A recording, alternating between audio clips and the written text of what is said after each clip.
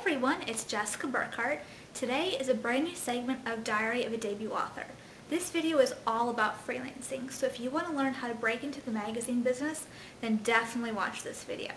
Now it's time to tackle your questions. Alright, let's see. Question 1. Do magazines really focus on your writing and idea in the query, or is school and previous publishing credits the most important? That came from Princess of Darkness on LiveJournal. To answer your question, school is definitely not high on priority list for editors, and this is all in my opinion, of course. But they really care if you write well, if you can work with them, meet deadlines, if you're responsible, and if, when you turn in an article, they have as little editing to do as possible. So those are the most important things. You could graduate from a top university and still not be able to write what they want or write well. So it's definitely very, very important to put forth your best effort in the query, even if you don't have graduate credits or a bachelor's degree in English, or maybe you haven't done anything after high school. That's okay. They just care that you can write well. And it doesn't matter if you have credits in journalism or fiction, whatever. Doesn't matter. If you can show them in your query you're capable of handing in an article and doing it well, you should be able to get a freelance assignment. No problem. So don't be embarrassed about that. If you haven't gone to school or you don't have college courses in writing, don't think that you can't be a freelance writer, because you definitely can. So that's to answer that question. Okay, let's see. Will it work against you if you don't have a college degree? We said no, probably not. Or if you haven't been published. Okay, if you haven't been published, that just means someone hasn't said yes to you yet. And there's always a magazine out there who will take your work. So if you haven't been published, my advice is to do what I did, and it worked for me, and start at the bottom. Don't send your first query to Redbook or Cosmo. Instead, start at a magazine that maybe pays in copies, or maybe they pay $5 for an article. Start there. Their standards are still just as high of any other magazine, but maybe they use more freelance writers, or they work with lots of new writers. So get a writer's market, or get one from the Institute of Children's Lit. They have this really, really great market that's just for children's writers. They have tons of tips. They have sample queries and advice on how you can break into new markets that use brand new freelance writers with very little experience. So definitely look at that. When I started freelancing, I started from magazines like Teen Ink or Positive Teens that maybe paid in copies or paid their contributors very little. But that opened the door for me, and as I accumulated more credits in those smaller markets, when I eventually moved up and queried a little bit of a higher market, they saw, okay, I had experience. They didn't care that I didn't get paid for the article. You don't have to tell them that you didn't get paid, but they didn't care that I didn't. They just cared that there was a clip that they could have, and it didn't matter to them that my credits were in smaller magazines. I had a writing sample to show them. They looked at it.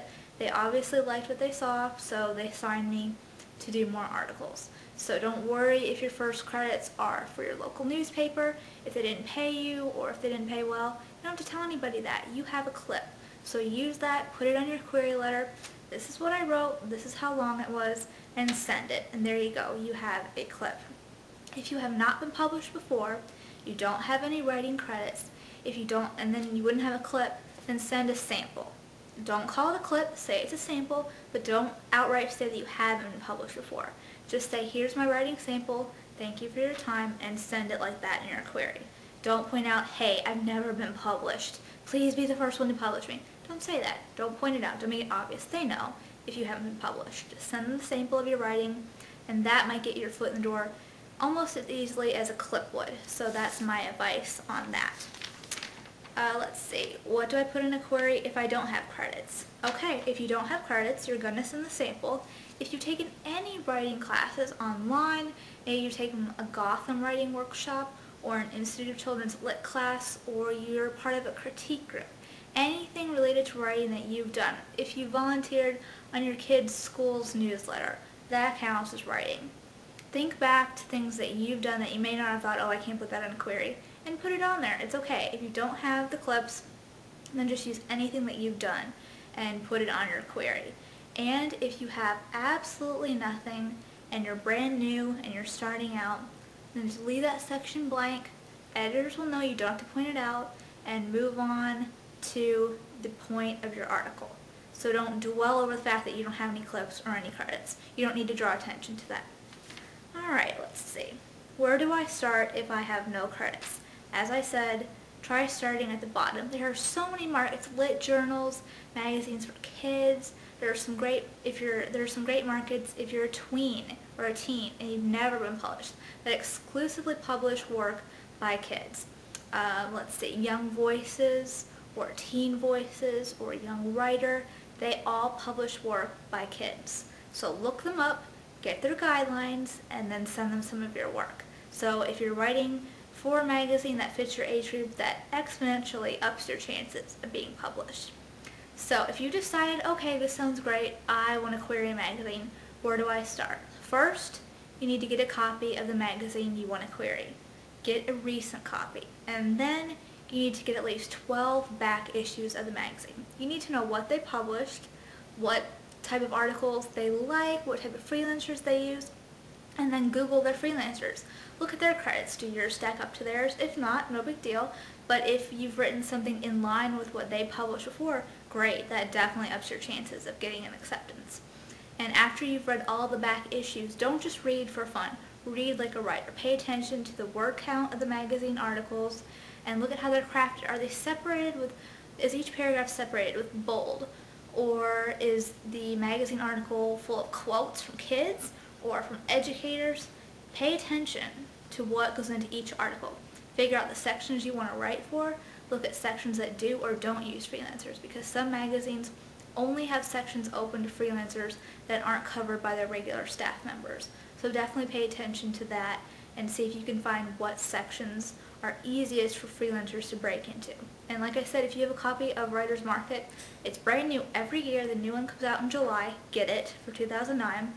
They'll tell you, for example, American Girl. One of the easiest places to break in, so says their guidelines, is Girls Express. So there you go. You have one tip above everybody else who doesn't have the Writer's Market. You know one place that could be easier for you to break in.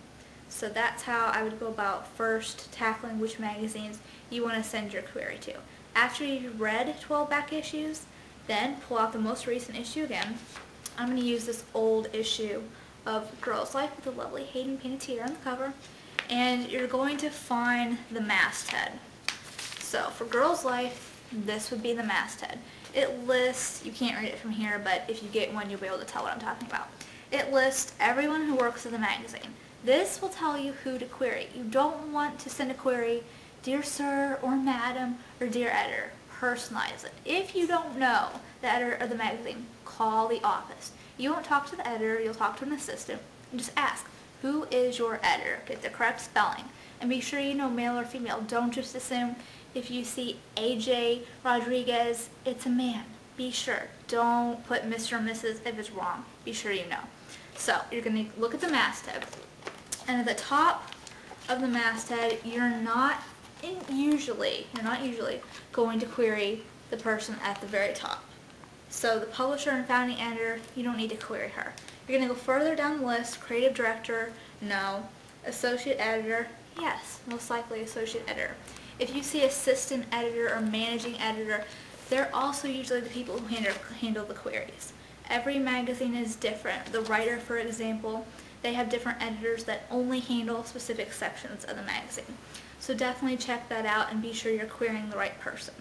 And once you decide to query a magazine, then you need to get a copy of the guidelines. You can find those online, usually on the website. And if the website doesn't list the guidelines, send them an email.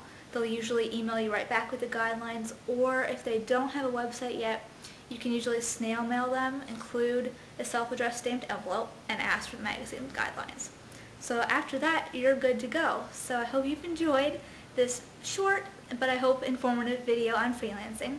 And if you like what you saw today, let me know, and I will look into making more videos about freelancing and answering your questions and getting more in depth in how to get assignments and get repeat assignments. Alright, see you guys later. Bye.